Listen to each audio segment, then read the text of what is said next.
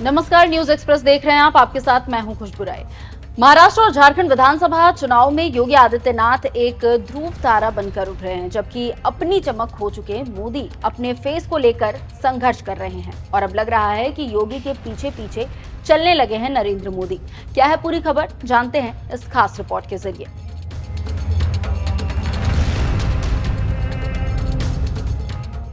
दो राज्यों में विधानसभा चुनाव में बीजेपी ध्रुवीकरण और हिंदू मुसलमान करने में सफल रही और विकास का मुद्दा गौड़ हो गया।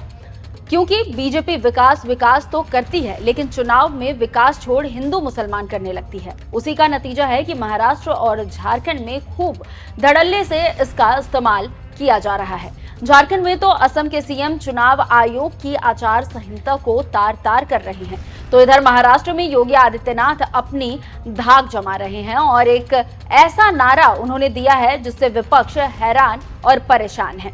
और योगी आदित्यनाथ की स्वीकारोक्ति बढ़ती जा रही है। ये मोदी के लिए खतरे की घंटी है और इसी को लेकर दैनिक भास्कर के राजनीतिक संपादक केपी मलिक ने एक्स पर एक पोस्ट शेयर करते हुए लिखा है कि विधानसभा उपचुनाव को लेकर अत्यधिक दबाव में चल रहे मुख्यमंत्री योगी आदित्यनाथ ने एक ऐसा नया नारा गढ़ दिया है जिससे विपक्ष ही नहीं बल्कि भाजपा और एनडीए पक्ष के तमाम धुरंधर नेता भी सकते में हैं। मुख्यमंत्री योगी के सिर्फ दो शब्द बटेंगे तो कटेंगे ने पूरे देश के हिंदू समाज को झकझोर कर रख दिया है और विरोधियों ने इस नारे का काट निकालने के लिए एक से बढ़कर एक विशेषज्ञों को लगाकर इसकी काट का नारा ढूंढा जा रहा है। इससे आप समझ सकते हैं कि कैसे नरेंद्र मोदी से आगे निकल गए हैं योगी आदित्यनाथ। राजनीतिक विश्लेषक मलिक आगे लिखते हैं कि मुख्यमंत्री योगी का कद वास्तव में अब इतना बड़ा हो गया है कि अब उनकी बढ़ती हुई लोकप्रियता से उनके अपने ही असहज होने लगे हैं। जबकि अभी कुछ ही महीने पहले लोकसभा चुनाव का रिजल्ट आने के बाद उन्हें मुख्यमंत्री पद से न सिर्फ हटाए जाने की बात हो रही थी और इसके लिए दिल्ली दरबार ने योगी को हाजिर होने के लिए बुलाया था। उस समय उनका चेहरा भी परेशानी भरा साफ साफ दिख रहा था। उनके ही कई मंत्री उनकी सुन नहीं रहे थे और उनके द्वारा हार की समीक्षा करने के लिए बुलाई गई बैठकों में उनके ही कई मंत्री शामिल नहीं हो रहे थे, ना ही अपने अपने क्षेत्र में हार की वजह पर कोई जवाब दे रहे थे। लेकिन अब योगी सिर्फ एक मुख्यमंत्री नहीं है बल्कि एक विचारधारा भी बनने लगे हैं। उनके विचार बनने के कई उदाहरण हैं जिन्हें दूसरे राज्य की सरकारें भी फॉलो कर रही है। बुलडोजर चलाने से लेकर माफिया का एनकाउंटर जैसे मुद्दों पर उन्हें कई राज्यों की सरकारें फॉलो कर रही है। इसके अलावा वो हिंदुत्व के कट्टरवाद के लिए जाने जाते और बहुत से लोग उन्हें हिंदू हृदय सम्राट जैसी उपाधियों से नवाजने लगे हैं। इस बार बटेंगे तो कटेंगे का नारा इतनी तेजी से अपना असर दिखा रहा है कि विरोधी तो विरोधी, उनके अपने दल के बड़े बड़े कद वाले मठाधीश भी हिल चुके हैं और जो अब तक योगी को डरा रहे थे अब उन्हें भी डर लगने लगा है कि कहीं योगी का बढ़ता कद उनके लिए खतरा पैदा न कर दे।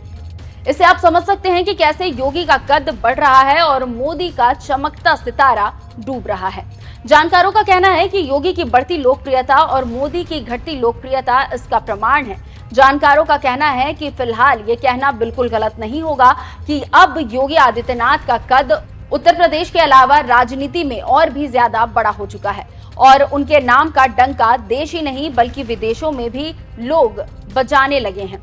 बतौर मुख्यमंत्री उन्होंने जो कीर्तिमान गढ़े हैं उन्हें आने वाले वक्त में छू पाना भी किसी और मुख्यमंत्री के लिए असंभव होगा। फिलहाल हो सकता है कि आपको मेरी बातें गलत लगे, पर आने वाले समय में उनके द्वारा गढ़ा गया मंत्र बटोगे तो कटोगे का बड़ा असर आपको उत्तर प्रदेश समेत तमाम राज्यों में होने वाले चुनावों में देखने को मिलने वाला है। लेकिन अभी यूपी उपचुनाव में जो 9 सीटों पर चुनाव हो रहे हैं उसको लेकर मोदी शाह लॉबी अफवाह फैलाने में लगी हुई है कि अगर चुनाव हारे तो योगी को दिल्ली हटा सकती है। अब देखना होगा कि आगे 23 नवंबर को क्या होता है और किसकी जीत किसकी हार होती है, किसका सिक्का जमता है और किसका सिक्का खोटा होता है। लेकिन राजनीति है तो राजनीति होती रहेगी।